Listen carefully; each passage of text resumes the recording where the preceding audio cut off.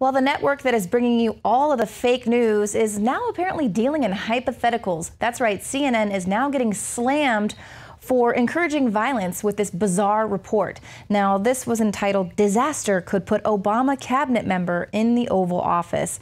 So this report admits that there is no specific threat targeting the inauguration, but it goes on to speculate about who would be in charge if an attack hit the incoming president just as the transfer of power is underway. Take a listen. The designated presidential successor will not attend the inauguration, ready to step in if something happens. But it won't be a Trump cabinet secretary, since none of them have been confirmed yet. It will be an Obama appointee. Does the line of succession switch to the new president's lineup at noon? In the inauguration, you have two lines of succession. One for the Barack Obama administration, which is still in place, and one which really won't be in place until Donald Trump is inaugurated, comes into office, and actually formally nominates and the Senate confirms his people.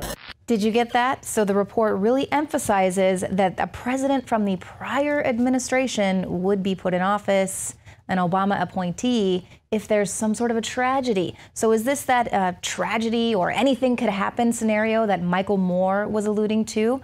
So this is a report. It's teasing this potential for an attack by asserting that it would create chaos and high theater. Oh, you could only wish, CNN. But it started airing clips from ABC's Designated Survivor show. And this is where Kiefer Sutherland plays an obscure cabinet secretary who is unexpectedly thrust into the presidency after an attack at the Capitol during a State of the Union address. So, wow, they're playing clips of some predictive programming that could potentially incite some sort of violence at the inauguration. This is very dangerous. Of course, the network is under fire. A lot of people on YouTube gave this many thumbs down, but they're saying, you know, totally not suggesting anything here, huh, CNN? Or so leftist terrorists now know who they need to take out so that the Dems can stay in power. Irresponsible journalism. And absolutely it is. And if this shoe was on the other foot, if CNN, you know, if this was Hillary Clinton about to take the oath and swear into office, do you think they'd be putting this report out? I don't think so. Because let's just flash back to a few months ago before the election when Donald Trump was talking about Hillary Clinton threatening the Second Amendment and how she was so dangerous. And he said, you know, perhaps some Second Amendment people can take her out. And of course, he was talking about the NRA and their lobbyists being able to get to the constituents and get her out of there. But no, the media went into an uproar and said that Donald Trump was hinting at an assassination of Hillary Clinton by gun rights supporters. And they said it plunged his presidential campaign into a fresh crisis, this volatile Republican. And so, of course, Robbie Mook, who was Clinton's campaign manager, immediately spoke out, said, "This is simple. What Trump is saying is dangerous." Senator Chris Murphy of Connecticut said, "Don't treat this as a political misstep.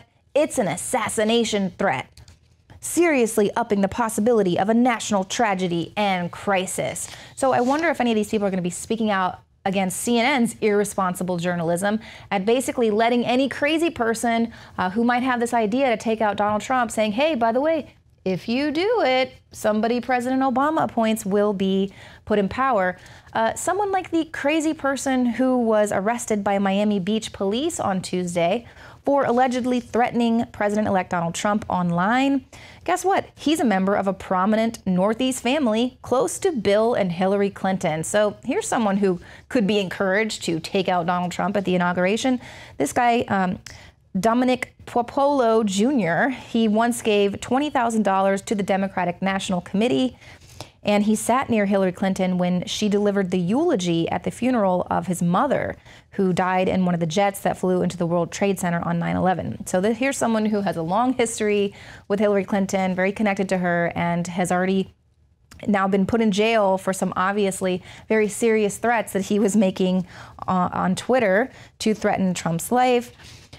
So actually, a reporter, Ashley Beckford, was in New York recently, and she just filed a quick report on just how impossible and how really difficult it is for Secret Service to protect Donald Trump and his family as he's moving out of New York into D.C. I'm here at Trump Tower in New York City, and as you can see through the press corral, the free speech zone, there is a huge amount of police here. There's a huge police presence here at Trump Tower. One of the representatives of the New York Police Department, the NYPD, John Miller, said that this actually protecting Trump presents an unprecedented challenge. They've never seen anything like it in the history of New York City, to have to protect a president-elect and a president soon to be inaugurated in New York City. He has said, Donald Trump has vowed that he will travel on a regular basis between New York City and the White House to his home here in Trump Tower. So there you have it. We have a huge security presence. You're not even allowed to walk on that side of the street unless you're specifically going to Trump Tower. You see there's reporters for fake news just gathered here at all times, I guess in the day and night, I don't know. Just waiting for Trump, just waiting to see what will happen with his presidency. And here we have a long shot of the tower. It's huge.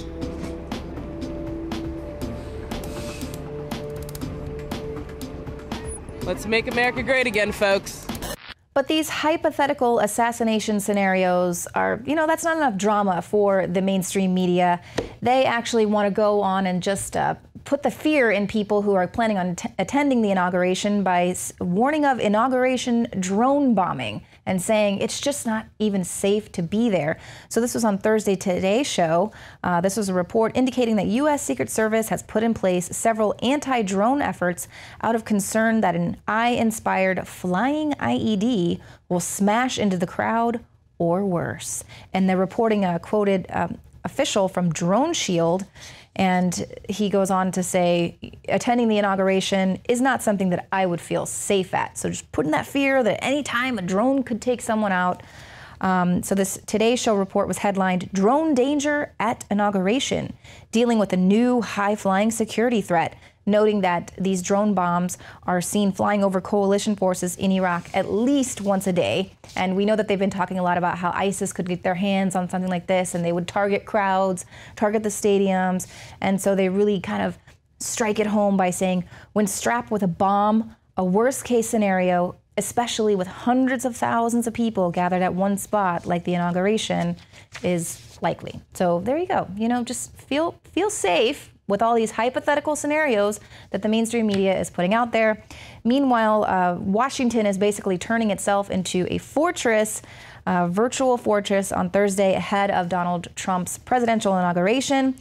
Police cars are lining much of Pennsylvania Avenue, all along the parade route. Workers are unloading crowd control fences from trucks, so they're working on barricades as well. But they are expecting an unprecedented number of protests, rallies, very much more than what is typical at recent presidential inaugurations. They say about 30 groups totaling 270,000 people have already received permits to stage demonstrations, both for and against Donald Trump. They're going to have tons of security personnel, about 3 square miles of trucks with sand in them. I guess they're going to dump them on people.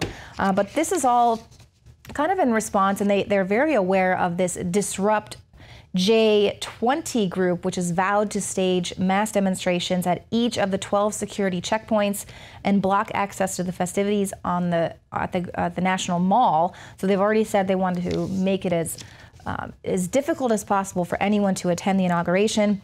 But guess what? Cops that are working this inauguration are already prepped to handle this mass chaos, because they think there's going to be an unprecedented number of arrests, and they want to avoid chaos in the jails. So their secret weapon is going to be mobile booking stations where they can issue citations and then release the demonstrators back onto the street if they haven't committed anything too dire there in D.C. But they go on to point out that new laws in D.C. protect peaceful protests.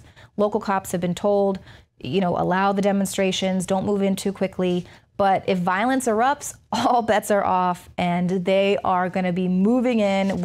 I'm sure we're going to see some craziness going down there, but our guys are on the ground to capture it all. Who knows? But any crimes of assault, battery, or worse will almost guarantee a ride to jail. So, you know, this is the kind of stuff that they are teaching at this Disrupt J20 group. They actually held several seminars to coach people on how to do things, illegal things, and not get in trouble, or how to get in the least amount of trouble, or commit just enough crime that you know, they maybe won't give you a ride to jail. So this was actually an activist meeting held at American University in Washington, D.C. There was a lawyer there offering tips on how to handle getting arrested. So these legal training sessions are being offered by the anti-Trump activists calling themselves Disrupt J20. Of course, the James O'Keefe and Project Veritas exposed the inner workings of this group.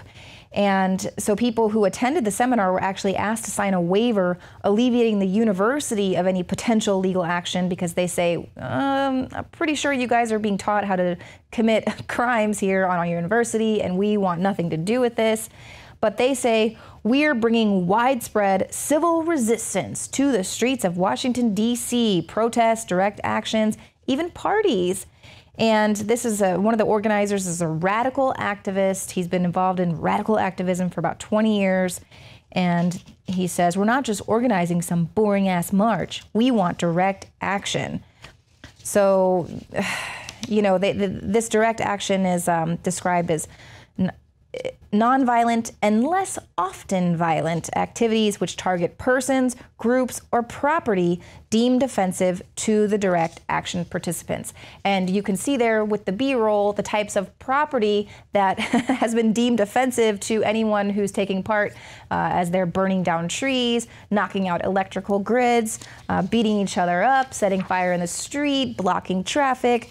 So, you know, but this is the kind of stuff that the mainstream media isn't really talking about. They're bringing you these hypothetical scenarios, but they're not even talking at all about the J20. The only time they even actually reported on the Project Veritas video exposing what these people were planning was to say that James O'Keefe made the whole thing up, that he was inciting these people and getting them to say things on camera, and then reporting from the perspective of these J20 participants that they fed James O'Keefe false information. So here, on the one hand, you have the mainstream media completely making stuff, potential hypothetical scenarios of assassinations and IEDs coming from drone bombs, when they're not telling you at all about actual planned civil resistance that is going to take place in Washington, D.C., basically setting themselves up to be complicit if any type of stampede scenario happens or anything like that. They should be teaching people about, you know, how to protect yourselves or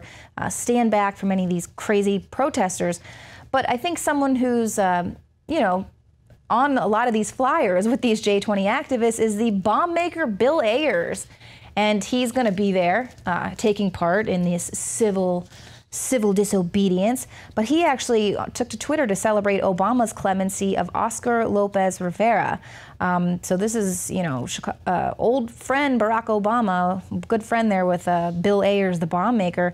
But he commuted the federal prison sentence of Oscar Rivera, who's another bomb-making terrorist. He was sentenced to 55 years in prison in 1981 on charges of seditious conspiracy, robbery, and transportation of firearms and explosive charges. The group that he was working with carried out around 130 bombings across the U.S., killing 6 people and injuring dozens more. And actually, Bill Clinton first offered to grant this guy clemency in 1999. Despite the group's use of violence, Clinton said he felt that the terrorist sentences were just too harsh given their crimes. You know, killing people, setting off bombs everywhere, causing tremendous chaos, and committing acts of domestic terror. You know, we should take it easy on. They're just misunderstood. But the reason why Clinton didn't grant him clemency then was because Rivera refused to comply with the condition that he disavow the use of terrorism. So this guy decides to stay in prison for another couple of decades because he will not disavow the use of terrorism. So what does President Obama do?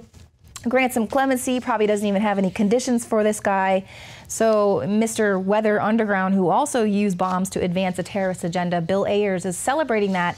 And again, this is sort of another message to whistleblowers or to anyone, you know, that with commuting Chelsea Manning's sentence, kind of letting anyone that's going to be dealing with Donald Trump's administration know, hey, you want to set off a few bombs, you know, target the Pentagon or whatever, it's fine. some president in the future will grant you clemency, and in fact, just like Bill Ayers, you'll go on to enter the world of academia and become a community activist in Chicago and could actually become friends with the future president of the United States. So I feel like he's kind of sending a message to any of these activists saying, you know what, don't worry about it, guys. Cause a little trouble there in D.C. But activists, be warned, the CIA has actually unveiled new rules for collecting information on Americans. They had to release this in response to a lot of people saying that they were violating the privacy and civil rights of the American people. But they have unveiled these new procedures. They're going to keep all your information on file for at least 5 years, and screw you and your civil rights. Well, we'll be right back with more InfoWars Nightly News.